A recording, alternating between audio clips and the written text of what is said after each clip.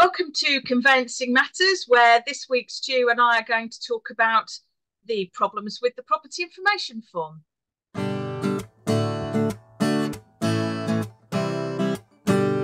Welcome to Conveyancing Matters with Lorraine and Stu.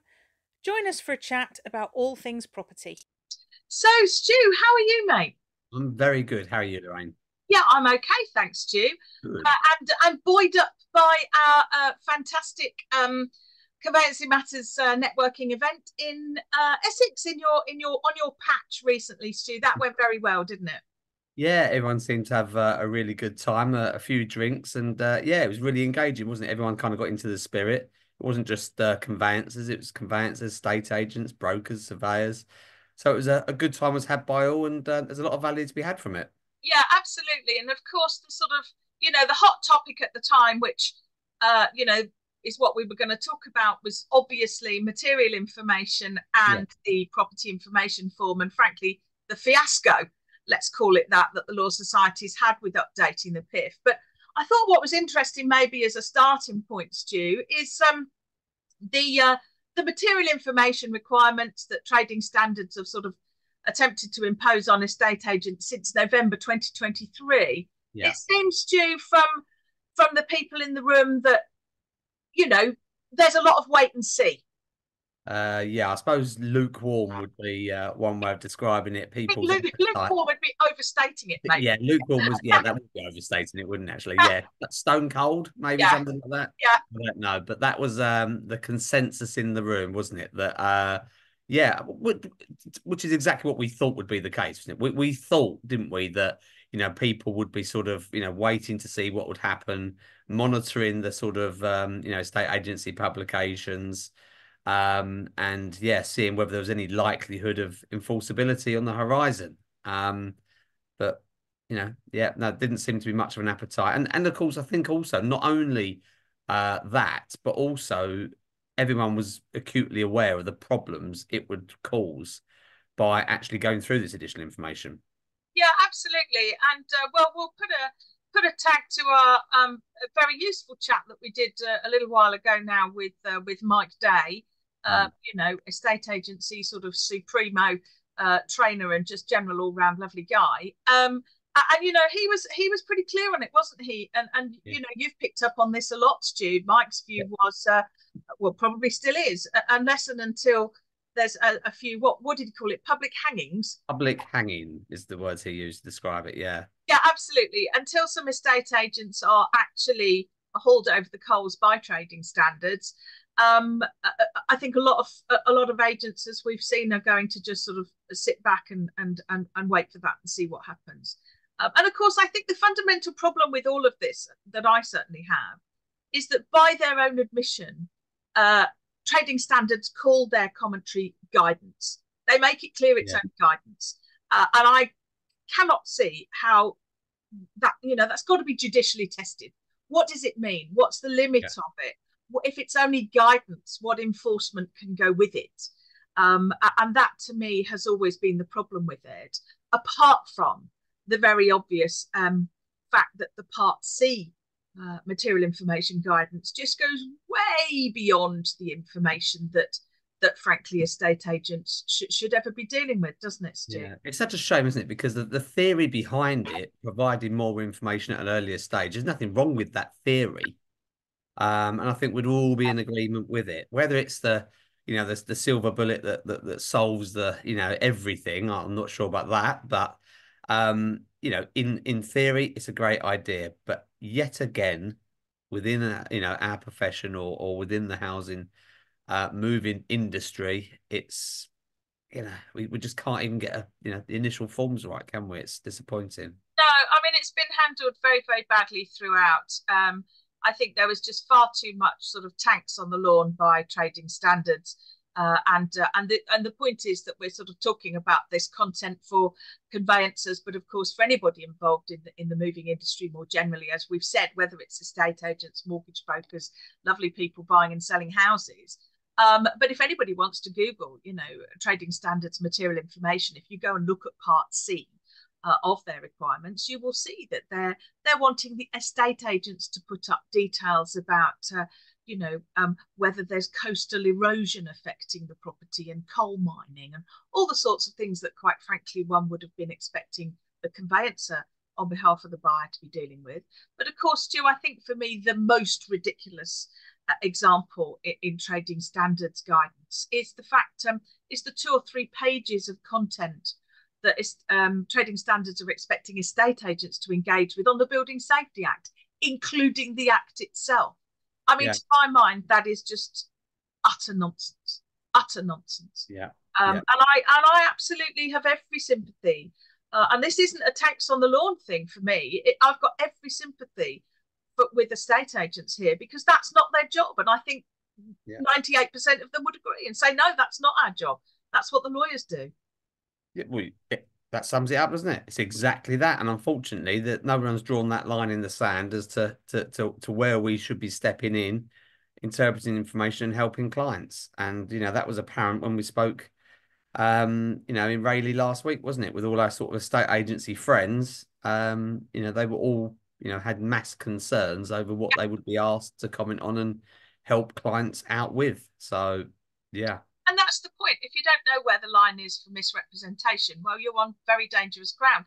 And crucially for estate agents, they're taking their seller clients onto dangerous ground. Yeah. And then, of course, I think, that the elephant in the room, really, which we can't not talk about, of course, is frankly the law societies. And I've got to say, I'm a solicitor. I'm regulated by the SRA. The law society is my professional body by absolutely, full disclosure here. But I have to say the mishandling by the law society of the rollout of supposedly the 5th edition of the property information form has just been quite extraordinary. I mean, they've said that they recast the 5th edition of the property information form to effectively to fall in line with the trading standards guidance on material information.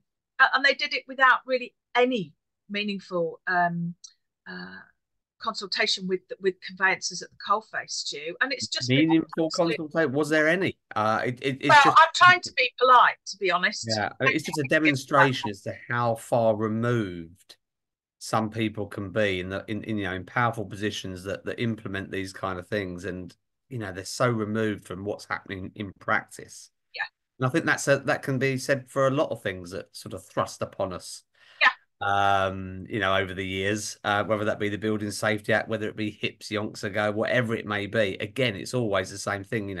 Who's actually looking at the granular detail in what happens on a daily basis and infiltrating that and coming out of policies and procedures that are realistic and that will actually help. Because at the end of the day, why are we all doing this? Surely it's to help the client and the moving process, but.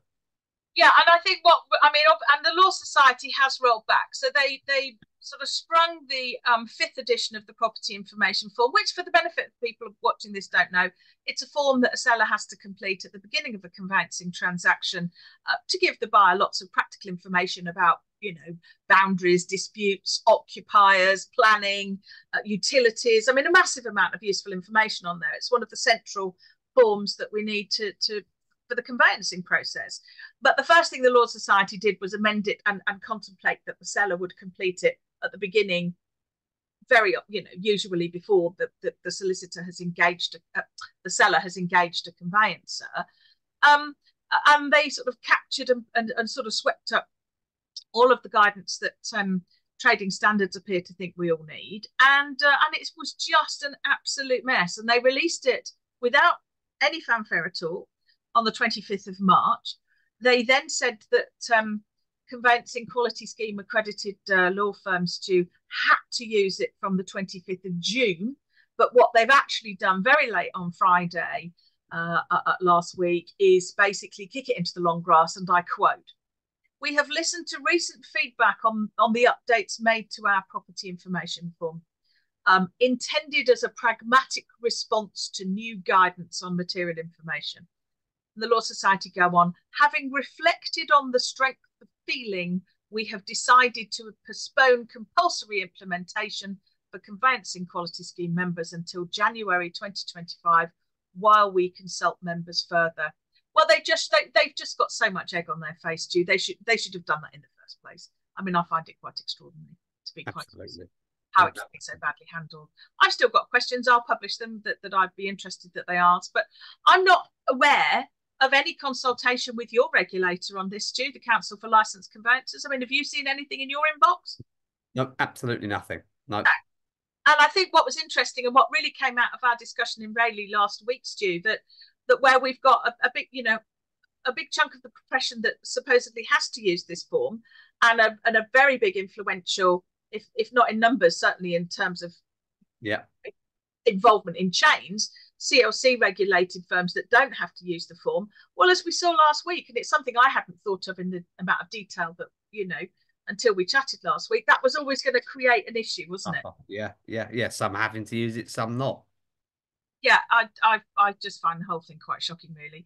So it's postponed until January 2025 for those conveyancers who've been in a up Mount Everest or on holiday for the last couple of weeks. I've got to say, I can't believe that the Property Law Action Group's moved to get a vote of no confidence in the Law Society for the handling of this. I can't believe that hasn't been a factor in them deciding to kick back. Can you? No, of course it must have done. I mean, look, it's been unanimous in its the way it's been criticised, hasn't it? There's been I haven't heard anybody stand up for the changes that were made. I think everybody was fully aware of how silly some of the sections on those forms were and are. So it'll be interesting, yeah, whether actually it remains sort of, your choice to use it, or whether they do look at implementing it in the future, but I can't see it. Well, I think while we consult members further, I mean, I would say implicit in that must be some of the questions are going to have to change. They're going to have to push back, I would have thought. Asking sellers, for example, to comment on whether there's Japanese knotweed in neighbouring properties, adjacent properties, asking all sellers, irrespective of the nature of the property, to comment on building safety. I mean, that's basic caveat emptor, let the buyer beware. Yeah, I mean, absolutely. that's buyer, go and get yourself a survey. Yeah, I just find it's just, you just go back to it was ill thought out, wasn't it? Ill thought out with no no investigation into what that form would, how it would be used, when it would be used, and the problems it would cause. All this sort of stuff about the lawyer being instructed at the onset when the property is being marketed. It sounds great to say it, but who actually looked at the practical side of that happening? And it looks to me like nobody actually even gave that any consideration. No, I mean, and I think a lot of the and I'm not a naysayer. I mean, I think the problem is you and I put our heads above the parapet and about these sorts of things. And I've been saying on social media for a while, I think the property information form, 5th edition, was very badly thought out. And there were comments on social media to me directly about, oh, well, do you not think you're being a bit dramatic, Lorraine? No, I didn't. And of course, I see, I see our side of the fence, Stu, because I'm always training. I'm always training firms, so I know what firms are thinking of because I'm talking to them every week. Yeah. So, this wasn't just me sitting in my little Zoom bubble trying to make a bit of a name here. It was very much born out of there's lots of things that are good in theory, aren't there? There's loads of good theories that we could all come up with, but you've still got to be able to roll it out, and it's still got to be something that you can apply to practice and that will work for a law firm and an estate agency. And instructing lawyers at an earlier stage is a great idea, right? Okay, it's a good idea, right? Okay, good theory, but the earlier stage needs to be, defined more. And before a client actually markets the property, I can't see any value in that. To the lawyer, because you're just exposing yourself to more liability, the potential of more claims, because if you actually say something that's wrong that affects the saleability of the property, you're on the hook, which we don't have that now, do we? But was that a consideration when we thought about it being instructed at that early stage? Didn't seem to even cross anyone's radar, does it?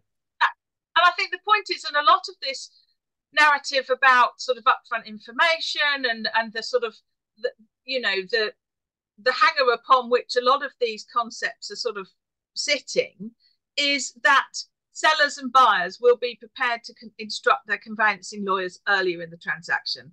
And I would say pretty much every single conveyancer watching this would say, but they're not prepared to do that. So it's just a false premise. Yeah. Sellers and buyers do not, they don't want legal advice anyway. You know, No. I say this every week when I'm training students. It doesn't matter what the area. Nobody wants to instruct a lawyer at all for anything. It usually means, well, they don't, do they? That's right. People, that's why people walk into WH Smith's and buy a will for a will pack for a tenant, even if they've got a complex estate. That's why multi-millionaires die intestate, because they don't want to instruct a lawyer. So the idea that all of this was going to be predicated on the unless they don't want to, unless they have to. Yes, exactly. That's the key, isn't it? You know, it's a bit like auction packs. You know, we band the drum so often about getting, you know, advice on the auction pack before clients go and bid, but clients don't want to do that. They think they know better. That they think they don't need it. They don't want to pay for it. And unless they have to, then a law firm, like you say, wouldn't be instructed. No, well, and I mean, well, to take on the auction pack, you know, every person in the street, the man on the, you know, the reasonable man on the Clapham omnibus, they're all going to know about reading auction packs because of things like programs like Homes Under the Hammer. Lovely Teo, who we interviewed a few weeks ago, who's, you know, a property man from the telly.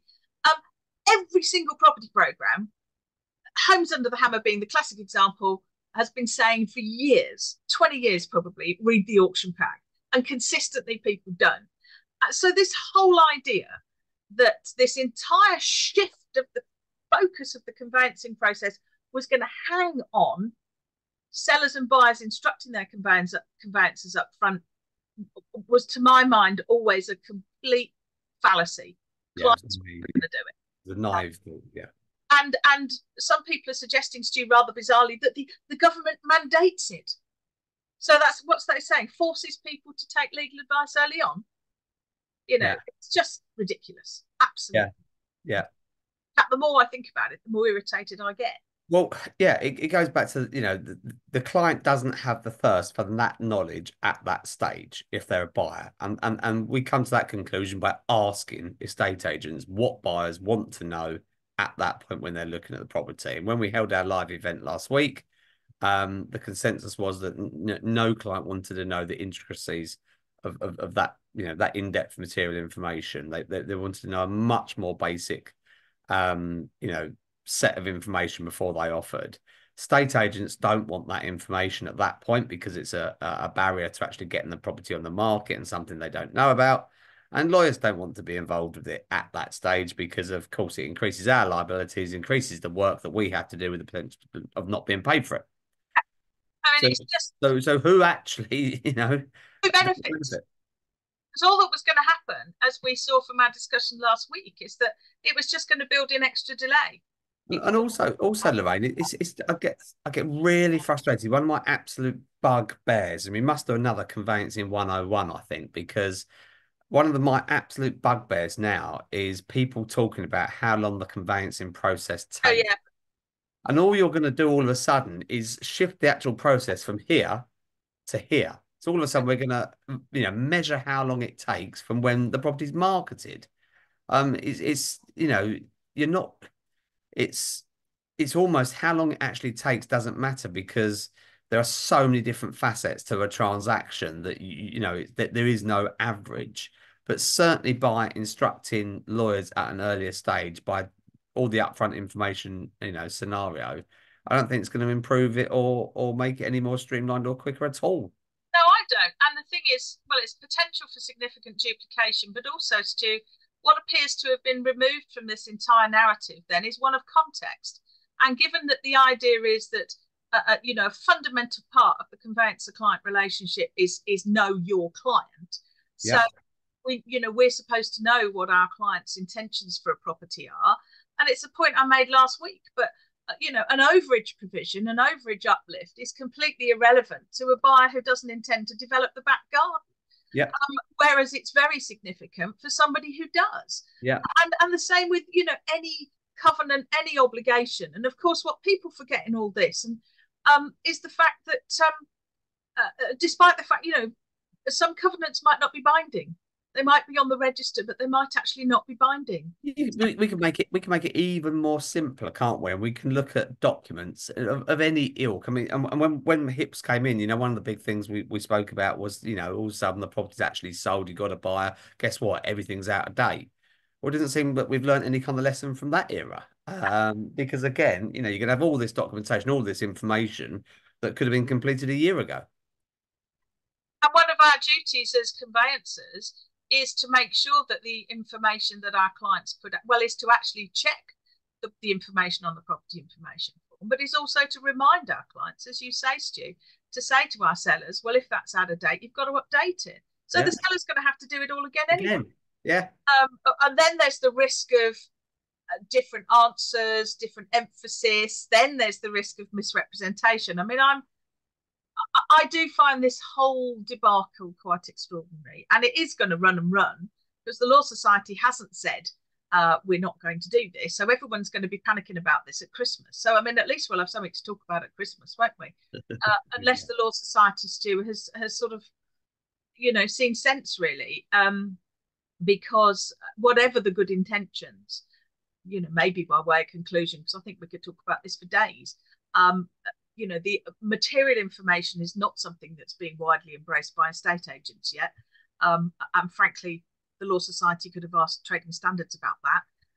And their attempt to update the property information form has just been incredibly, badly handled. And frankly, an opportunity is being lost. But maybe as a concluding comment, Stu, I mean, as a CLC regulated firm, I mean, were you, if you don't mind saying, were you going to be using the new updated PIF? Certainly not initially, no. I couldn't see why we would invite, our client to be, completing completing that information when they might not know the answers, potentially make a mistake, potentially open the doors for, again, liability. And we're then advising that client. Just didn't seem right. Well, exactly. Well, I suspect this is a topic we'll be coming back to, Stu. Also, it's a bit, sometimes these things aren't broken, don't fix them. I'm not sure the old form was broken in the first place. No, I completely agree. Everybody knew what it was, did what it said on the tin. And of course, Yeah. what the Law Society is now going to be grappling with, because of course they amended the leasehold information form to take account of the information that they put on the fifth edition of the property information form. So one assumes that the earlier version of the leasehold information form, with all of that information still in it, is going to have to be in circulation, and they're going to have to tell the forms providers that all versions of the forms have got to be available. So it is something of a mess. Yeah. And just maybe a comment to firms out there. I think, frankly, whether CLC regulated or otherwise, the Law Society is still inviting feedback. And I think as many conveyancers, whatever side of the fence you're on, CLC or otherwise, should be reverting to the Law Society with their comments. I was just having a quick look to, I mean, I can't even begin to talk to you about their FAQs, but let me just tell viewers, Stu, because they are still forms@lawsociety.org.uk. So I urge everyone, CLC regulated or otherwise, forms@lawsociety.org.uk. Give as much feedback as possible. All right, Stu. Well, I think that's got our views on that one out there. So thanks everyone for watching this Conveyancing Matters YouTube chat on all the usual socials, on the podcasts, and do subscribe if you haven't already. I'll see you soon, Stu. Take care, Lorraine. Cheers.